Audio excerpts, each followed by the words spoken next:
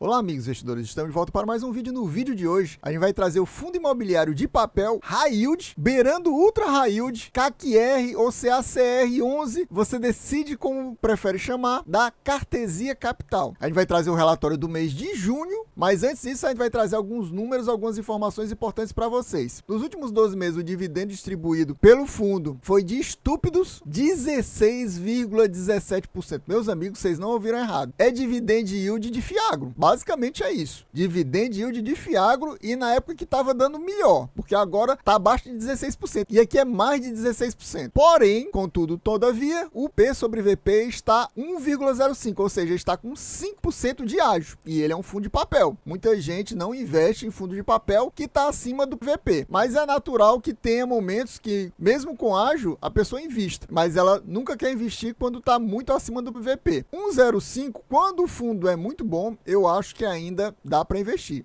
Na minha opinião, não estou falando aqui do CAC-R, mas na minha opinião dá para investir. Agora, quando o fundo é mais arriscado, é mais complicado, porque caso a cotação caia muito, você vai perder muito dinheiro, principalmente comprando ele com ágio. E esse fundo acabou de sair de uma emissão, a gente vai falar sobre isso agora no relatório. E lembrando que aqui a gente também não faz recomendação nem de venda, nem de compra de nenhum fundo imobiliário, nenhum Fiagro, nenhum FIINFRA. Somente você vai decidir se vale a pena ou não colocar ele na sua carteira, a partir desses números que eu estou te passando, essas informações que eu estou te passando desse relatório mais recente e também dos seus estudos. Só que, como eu sempre gosto de fazer, qual seria esse dividend yield dos últimos 12 meses se a cota estivesse no valor patrimonial, que é o que eu considero mais justo, ou seja, o P sobre VP 1. Nesse caso, o dividend yield passaria desses já muito altos 16,17% para 16,90%, ou seja, praticamente 17%. Meus amigos, é um rendimento estúpido. Mas por que é tão alto assim, Adriano? Meus amigos, esse fundo não é um fundo high yield, é quase que ultra high yield. Então isso explica por que ele está com um dividend yield nos últimos 12 meses tão alto, tão acima da maioria dos fundos imobiliários de papel. É por isso que ele está tão acima do normal. Se não fosse isso, ele não estaria tão alto assim. A gente vai ver as taxas daqui a pouquinho cobrada nos CRIs do fundo. Para vocês terem uma ideia, o dividendo que foi distribuído por ele, e ele é um fundo base 100, o valor dele atual é pouco mais de R$100. O dividendo distribuído por ele foi de estúpidos R$1,46. Meus amigos, para vocês terem uma ideia, por exemplo, o HGCR, que é um fundo high grade top de fundo imobiliário, está pagando no momento, e ele tem praticamente o mesmo valor do CAC-R, 95 centavos, meus amigos. E ele aqui está pagando R$1,46, ou seja, cerca de 50 centavos a mais. É um dividendo muito acima do normal, mas lá é high grade, e aqui é high yield, praticamente ultra high yield. Esse R$1,46 distribuídos nesse mês de julho agora corresponde a um yield do mês de 1,39%. Meus amigos, para vocês terem uma ideia, os fundos high yield, Fiagro, estão pagando entre 1,10% e 1,20% ao mês. E aqui está pagando 1,39%. Praticamente 0,20% acima desses fundos high yield de Fiagro. Mas a gente tem uma boa notícia para dar para vocês. Até por isso que eu estou trazendo ele aqui. Ele é um fundo que até o momento não está com nenhum problema. Citando um fundo que é muito high yield, por exemplo, e é fundo imobiliário, o HCTR. O HCTR está no buraco atualmente. Está com vários calotes tomados em série, e por isso o valor da cota dele caiu de mais de R$100 para cerca de R$35 atualmente. Pra vocês verem a diferença de um fundo high yield com problemas para um sem problemas. E lá também o rendimento está muito baixo, está na faixa de 1%, mesmo considerando essa cota ridícula de R$35. Porque se estivesse considerando o valor dele até alguns meses atrás, o valor do yield distribuído seria um 0,30%, muito baixo. Entrando aqui no relatório, como eu nunca trouxe esse fundo aqui para o canal, é uma novidade aqui no canal, a gente vai trazer algumas informações para vocês. O administrador do fundo é o banco Daicoval, que é um banco bom, esse Daicoval, apesar de ser desconhecido, mas para quem investe normalmente não é. A taxa de administração dele é bem ok, 1% ao ano, porém ele tem essa taxa de performance de 20% do QCD, 110% do CDI. E o interessante é isso, a taxa de performance dele ser baseada no CDI, mas ele é um fundo, pode-se dizer, 100% indexado a IPCA. Então, um fundo 100% indexado ao IPCA, o que lembra um pouco até o Habitat. Então, o fundo atualmente, já com o valor da última emissão dele, está com um patrimônio líquido de 476 milhões, praticamente meio bilhão. Esse fundo não é muito antigo, para quem não sabe, ele vai completar 3 anos na bolsa, agora em outubro, ou seja, ele foi lançado mais ou menos quando alguns dos Fiagros começaram a ser lançados na bolsa. É interessante isso. E o valor patrimonial da cota dele, no final do mês passado, quando esse relatório foi fechado, era de R$ 98,61. O valor de mercado da cota no momento de fechamento desse relatório era R$ 105, praticamente, 104,95. A Aqui ele fala sobre a sexta emissão, que foi finalizada no final do mês de junho e que captou 99.635.000. Conseguiu captar 85% do volume ofertado na emissão. E esse valor está agora no caixa para fazer novas alocações. Aqui a gente traz os comentários do gestor desse relatório do mês de junho e vamos lá aos principais. Em relação aos eventos do mês, você vê que ele traz muitos detalhes que normalmente os fundos imobiliários não trazem tanto detalhes sobre esse negócio de questão de amortização. Eles trazem um bolo, aqui não, ele está detalhando qual é o valor da amortização, qual é o valor dos juros de cada um dos CRIs que tiveram amortizações nesse mês de junho. Aí ele cita, eu não vou citar os valores, CRI Palladium, que é aqui na minha cidade, por sinal, área nobre daqui da minha cidade, CRI Shopping Alegria, CRI Station, CRI Domo, CRI La Maison, CRI Sofia, CRI Maison Madrid, CRI Monte Cristo, CRI Real Park,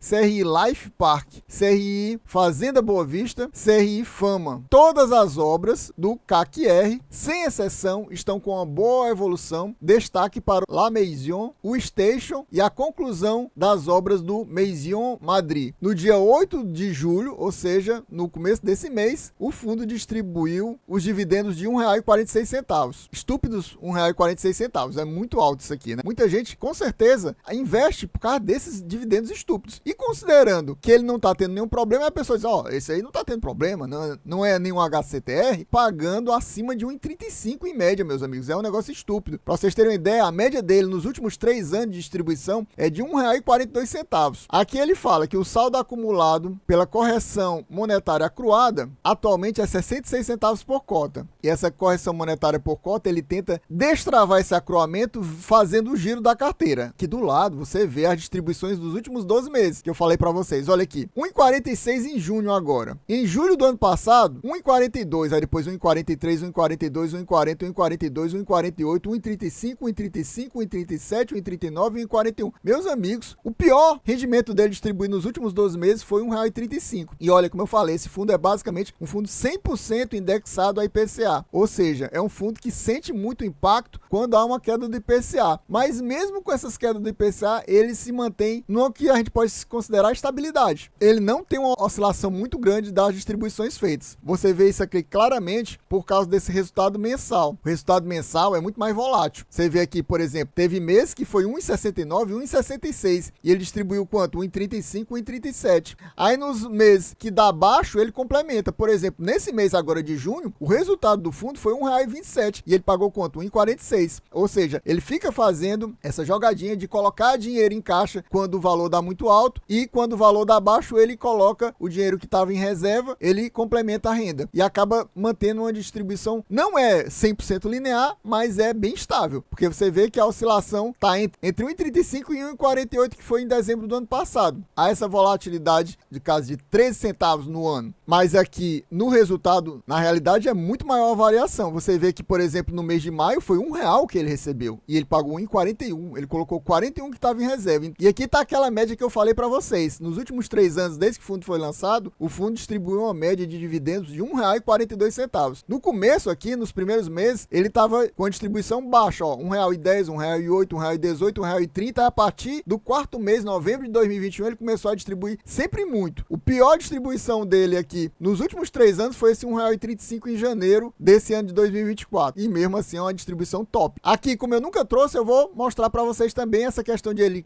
cita como trabalhamos. Destaque algumas palavras aqui importantes. Eles fazem um permanente contato com os servers das operações. O que eles são esses servers que eu nunca tinha ouvido falar em nenhum outro relatório? É o pessoal responsável pela securitização, o pessoal que é o agente fiduciário da obra e também os medidores de obra. Eles também mantêm um contato com os incorporadores e as construtoras dos empreendimentos, porque ele, basicamente, ele financia residenciais, então ele é muito ligado a residenciais. Parece muito, nesse caso, o Vigi, mas só que as taxas muito mais altas. E o Vigi também é indexado a CDI, praticamente, e aqui não, aqui é IPCA. E aí ele cita que mesmo no cenário da pandemia, um momento muito ruim, o fundo ficou sem inadimplência, ou seja, ele quer dizer, se nem na pandemia a gente teve inadimplência, como é que a gente vai ter agora? Isso mostra o caráter resiliente da estrutura dos ativos em carteira. Aí ele diz que destaca por buscar oportunidades diferenciadas no crédito imobiliário, customizadas com fortes mecanismos de proteção para mitigação dos riscos identificados. Aí aqui ele fala dos critérios de análise. Quem tiver interesse, dá uma pausa para ler, que eu acho que não faz sentido eu ficar lendo todos esses critérios aqui e tentar analisar esses critérios. Então, quem tiver interesse, dá uma pausa. Normalmente, também, eu não vi isso em nenhum relatório. Ele é um dos primeiros que eu vejo colocar isso aqui em relatório. Os critérios que ele usa para analisar os CRIs que ele quer investir. Aqui na questão do resultado do mês, ele mostra a DRE do mês de junho e eu destaquei alguns números para vocês. E aqui ele traz o resultado de competência e o resultado de caixa, o que é meio raro. O que eu não gostei aqui é que ele só traz um mês, só que na página seguinte, eu não sei se é porque é o último relatório do semestre, aí ele trouxe as DREs dos últimos 6 meses, de janeiro a junho, na próxima página. Mas nessa aqui ele só traz a de junho mesmo. Aí você vê, por exemplo, que a maior parte das receitas do fundo é de juros, mas ele também combina um pouquinho com o quê? Com o valor da correção monetária, do giro da carteira que ele faz aqui no mercado secundário, ó, 713 mil, que a gente mostrou lá em cima. O giro da carteira, pessoal, ele mostra aqui, ó, vendas de 18 mil papéis do CRI Fazenda Boa. Ele coloca as quantidades de papéis que ele tem em cada CRI, porque normalmente os fundos imobiliários que fazem o quê? Ele diz assim, CRI tal, e aí dá o valor total, porque normalmente o CRI é todo parceladinho. Então aqui ele coloca a quantidade de papéis e aqui no caso a quantidade de papéis que ele vendeu no mês. Ou seja, o giro da carteira que ele fez, ó, ele vendeu 18 mil papéis dessa CRI Fazenda Boa Vista, 4.800 do CRI Like, vendeu mais 31 mil papéis do CRI Fama e ele coloca do lado o valor que ele ganhou de capital, ó, 664 mil, 49 mil, 352 reais, até isso, mesmo sendo muito pouco que ele colocou. Então é assim que ele ganha dinheiro extra, digamos assim, com o giro de capital no mercado secundário. E aí você vê o valor que ele obteve em regime de caixa e no regime de competência. E o valor que ele distribuiu, você vê que nem é um, nem é o outro. É quase como fosse um meio termo. Está mais próximo do valor do regime de competência, como ele estivesse distribuindo focado aqui no regime de competência. E aí ele mostra também quanto é que está o valor da correção monetária acruada, que ele já mostrou lá em cima, falando no valor por cota, que era 66 centavos por cota. E aqui ele explica como é que funciona a taxa de performance do fundo, e ele mostra que não está cobrando taxa de performance, ó. Que no segundo semestre de 2023 não apurou taxa de performance, ou seja, ela não está sendo cobrada nesse semestre, porque eles cobram a taxa de performance no semestre seguinte, e no primeiro semestre também não apurou taxa de performance, ou seja, ele não está batendo o benchmark da taxa de performance dele, que é 20% do QCD, 110% do CDI. Aqui a gente vê a DRE dos últimos 6 meses, destaquei para vocês essa questão dos juros, que é praticamente constante, mas eu destaquei realmente, foi da amortização da correção monetária, você vê que isso faz uma diferença grande para as receitas do fundo, por exemplo, nos meses de fevereiro, março e abril, ultrapassou 1 milhão e agora foi apenas 420 mil, então por isso que a receita do mês não foi tão grande assim, e você vê também que o giro da carteira dele no mercado secundário é muito grande. Nos 3 primeiros meses do ano, ele fez um giro muito grande da carteira no mercado secundário e vendeu mais de 1 milhão, tanto em janeiro como fevereiro como em março, e agora foi só 713 mil, em maio não girou nada na carteira, e aí por isso você até vê que nos meses de janeiro, fevereiro e março, o valor que o fundo teve no regime de caixa foi muito alto, praticamente 6 milhões em janeiro, 6 milhões e meio praticamente em fevereiro e 6 milhões e 400 praticamente em março. Esse mês foi um dos meses mais fracos, apenas 4 milhões e 800 no regime caixa. No mês de maio, pior ainda, 3 milhões e 800. No mês de maio, eu mostrei lá em cima, ele teve um resultado de apenas R$1 no regime caixa. E ele pagou quanto? R$1,41. Ou seja, ele colocou 41 centavos que ele tinha em reserva. O que eu acho ruim é que ele não mostra quanto ele tem em reserva. Isso é ruim. Eu acho que falta essa linha aqui, era bom mostrar quanto é que o fundo possui em reserva. Mas a gente vê que ele mantém sempre uma reservazinha grande para quando dá um problema nos resultados, ele complementa e continua com aquele patamar altíssimo de distribuição. E quando ele tem um resultado muito alto, aí ele coloca parte do dinheiro na reserva para exatamente quando precisar, ele ter aquele dinheiro na reserva para complementar o rendimento. Eu gostaria de aproveitar para perguntar para você, você possui o CAC R11 na sua carteira? Tá pensando em colocar ele na sua carteira? Tá pensando em aumentar a sua posição, reduzir a sua posição, até mesmo zerar a sua posição? Que outro fundo imobiliário high yield você possui na sua carteira? Me diga aqui nos comentários para a gente trocar informação, trocar figurinha. Me diga quais são os seus fundos imobiliários de papel, que eu direi quais são os meus. Eu tenho fundo high yield na carteira, fundo imobiliário? Eis o mistério. E meu amigo, se você não é ainda inscrito nesse canal, não perca mais seu tempo. Se você quer ficar bem informado sobre fundo imobiliário, FIINFRA, FIAGRO e inclusive ações, não deixe de se inscrever agorinha mesmo. Já deixa aquele likezão, já ativa o sininho e já comenta aqui para ajudar a gente a bater a meta de 500 views. Sim, 500 views. Se batermos essa meta aqui, mais ou menos no meio do mês que vem, estaremos trazendo mais uma leitura do relatório aqui do CAC R11 da Cartesia ganha capital para você. Aqui, pessoal, eu trouxe isso aqui que normalmente eu não trago, mas só por quê? Porque na carteira do fundo, ele não mostra quais são os devedores, quais são o nome dos CRIs devedores, por exemplo, e o nome das empresas. E aqui ele traz mais ou menos isso. Ele não traz o nome do devedor, mas ele traz o nome do CRI. Então aqui a gente vê, por exemplo, que o fundo possui algumas concentrações. Eu destaquei essas duas, do CRI Santo André e o Viva, porque no total eles devem cerca de 19 centavos do valor dos rendimentos. Não dá para a gente ter uma certeza de qual é o percentual da carteira atrelada a esses devedores, mas atualmente, em termos de receita para o fundo, eles trouxeram cerca de 13% do valor distribuído. Então só esses dois aqui totalizam cerca de 26%. Você vê que o fundo possui atualmente 38 ativos, mas eu só contei 17 devedores, considerando devedores diferentes pelo nome do CRI. Pode ser que, como alguns CRIs aqui são de uma obra, pode ser que, apesar do nome diferente do CRI, seja o mesmo devedor. Ainda tem esse detalhe, que não dá pra gente saber isso aqui com certeza. Então você vê que ele não tem muitos devedores, também não tem tantos ativos. Até por isso que ele tem essas concentrações. Você vê também que ele tem uma concentração nessa Helvética. Outra coisa importante, mostrar que o tipo de ativo principal do fundo é realmente CRI. O fundo está com 18% em caixa porque ele acabou de fazer essa emissão, mas você vê que basicamente é um fundo que o pessoal chama de puro sangue. Ele não investe em outra coisa que não seja CRI. E o principal tipo de ativo que ele investe é residencial. Tem um pouquinho de shopping center e um pouquinho de residencial junto com comercial. E aqui a gente vê que ele praticamente é um fundo 100% indexado a IPCA, 97,7%. Só tem 0,3% da carteira indexada a CDI. E você vê que aqui eu mostro porque que ele é um fundo com a pegada praticamente ultra high yield. Pessoal, a taxa dele, média, dos ativos é de IPCA mais 12,77%. Meus amigos, se você for um cara rigoroso, você vai considerar high yield já uma taxa IPCA mais 10,5%. E aqui é praticamente IPCA mais 13%, ou seja, 2,5% acima do que seria uma taxa high yield. Então, já pode sim você considerar isso aqui uma taxa ultra high yield. E a taxa do CDI é CDI mais 7, meus amigos. CDI mais 4,5 já pode ser considerado uma taxa high yield. Aqui é CDI mais 7, ou seja, praticamente uma taxa de 2,5% acima do CDI high yield. Então, também é uma taxa que eu posso considerar ultra high yield. Então, esse fundo tem um risco maior até do que os fundos high yields. Por isso que ele também está com essa distribuição estúpida. No momento, está muito bom. Não está levando calote de ninguém. Mas se ele levar calote, aí o fundo impacta muito. Tanto que ele vai impactar os rendimentos, como a cota vai cair de valor. E você que está, por exemplo, agora entrando no fundo com um P sobre VP 1,05, ou seja, 5% de ágio acima do valor patrimonial, aí esse valor aí pode virar um P sobre VP de 0,85, 0,80 ou até menos. Espero que nunca no caso do HCTR, que está lá no buraco, mas é sempre perigoso, principalmente porque esse é um fundo bem arriscado. Aqui a gente tem os ativos da carteira, mas você vê que ele não mostra o nome do devedor, não mostra o nome do CRI. Ele mostra só o número do CRI. Se você quiser fazer uma pesquisa para saber exatamente qual é esse CRI, para comparar com aqueles CRIs que ele citou lá em cima. Eu não gosto disso. Isso aqui para mim é falha. Aí ele mostra o indexador e a respectiva taxa. Aí eu marquei as taxas mais altas. Aqui só tem essa do CDI aqui, de 7%. E essa taxa aqui de IPCA 14%, porque aí é o ultra high yield mesmo. O mais high yield do que os high yield. Mas você vê que é tudo taxa alta, porque uma taxa high grade, para você ter uma ideia, seria IPCA mais até 8,5 mais ou menos. E aqui a taxa menor que tem, se você procurar, é IPCA mais 12,68, como eu falei. IPCA mais 10,5 mais ou menos, já seria uma taxa high yield. E aqui a menor é 12,68. Ou seja, a menor já é cerca de 2% acima de uma taxa high yield já. Por isso que, como eu falei, ele é bem arriscado. Aqui ele faz uma coisa diferente, como eu falei para vocês, que a maioria dos fundos imobiliários não faz, é colocar a quantidade de frações do CRI que ele possui. E aqui ele coloca a correção monetária que está acruada, que normalmente ninguém coloca também, e aqui ele coloca. E o valor principal da dívida daquele CRI com o fundo. E aqui ele mostra o percentual do patrimônio líquido indexado a cada um desses devedores. Só que a gente não sabe qual é o devedor, né? Porque ele não cita aqui. Seria bom que ele citasse o nome do CRI e do lado colocasse aqui o código do CRI. Mas não, ele faz isso aqui, aí fica mais bagunçado pra gente. Por isso que eu mostrei aquela página anterior para vocês. E tem mais essa próxima página para complementar aqui. Aí você vê novamente os indexadores e as taxas. Você vê que só tem mesmo um CRI indexado a CDI, a gente viu na página anterior, mais um IPCA mais 14, exageradíssimo, a quantidade de papéis, a tal da correção monetária acruada em cada uma desses CRIs, o valor principal da dívida e aqui os respectivos percentuais do patrimônio líquido indexado a esses devedores. Aqui ele não nos traz o valor que o fundo possui no caixa, daquela última emissão que foi concluída no final do mês passado. Ele traz apenas o valor total das CRIs, que é 391 151 milhões. Pessoal, então a gente vai ficando por aqui. Espero que vocês tenham gostado. Quem gostou já sabe. Se não for inscrito, inscreva agora